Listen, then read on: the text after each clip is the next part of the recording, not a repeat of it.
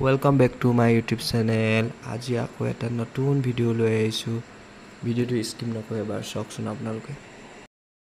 আমি জানো যে অসমীয়া সমাজত ঘৰলৈ অতিথি আহিলে তামোলখন দিয়ে সম্বোধন কৰোৱা হয় আৰু চাহ পানী খোৱাৰ পাছতো তামোলখন দিয়া হয়।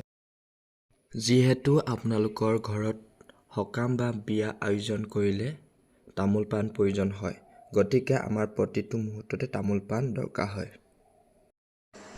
আপোনালোকে জানে যে তামোলৰ পৰা চুপাৰী প্ৰস্তুত কৰা হয় আৰু ইয়াৰ পৰা টকা উপাৰ্জন কৰিব পাৰিব।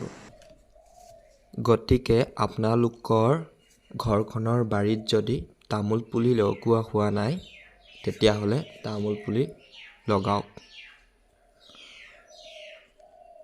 আৰু আপোনালোকে তামোল পুলি কেনেকৈ লগাব তাক মই ক'ব বিচাৰিছোঁ।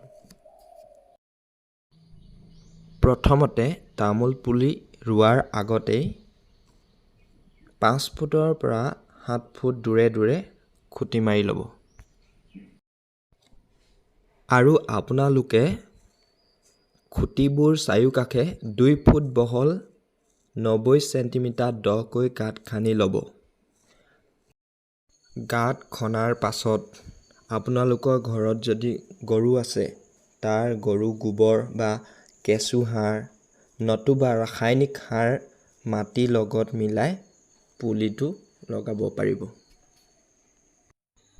এবাৰ চাওকচোন আপোনালোকে চাহপাতৰ বাগানৰ মাজত কিমান ধুনীয়াকৈ তামোল পুলি লগাই থোৱা আছে।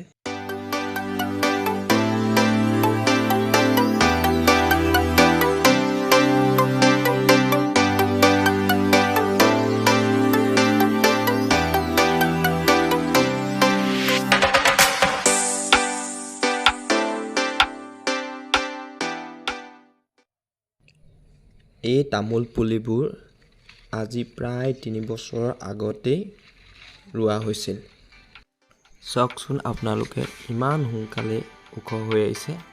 সিহঁতবোৰে আৰু 3 বছৰ পিছতে তামোল দবিয়াবলৈ আৰম্ভ কৰি দিব। আপোনালোকৰ তামোল গছবোৰ ওখ হোৱাৰ লগে লগে আপোনালোকে তামোল গছত জালুক পুলিও লগাব পাৰিব। নতুবা তামোল গছত বোলে জালুক পুলি নলগায়, তেতিয়াহ'লে আপোনালোকে পাণ পুলিও লগাব পাৰিব। গতিকে আপোনালোকে বা আপোনালোকৰ বাৰীখনত এইবিলাক খেতি কৰিও স্বাৱলম্বী হ'ব পাৰিব। ইয়াৰ উপাৰ্জনৰ টকাৰে আপোনালোকৰ ঘৰখন সুচাৰুৰূপে চলাই নিয়াত সহায় কৰিব। আজি ভিডিঅ'টো ইমানতে সামৰণি মাৰিছোঁ। যদি ভিডিঅ'টো চাই ভাল পাইছে, লাইক কৰিব, শ্বেয়াৰ কৰিব আৰু ছাবস্ক্ৰাইব কৰিব নাপাহৰিব। ধন্যবাদ। জয় আই অসম।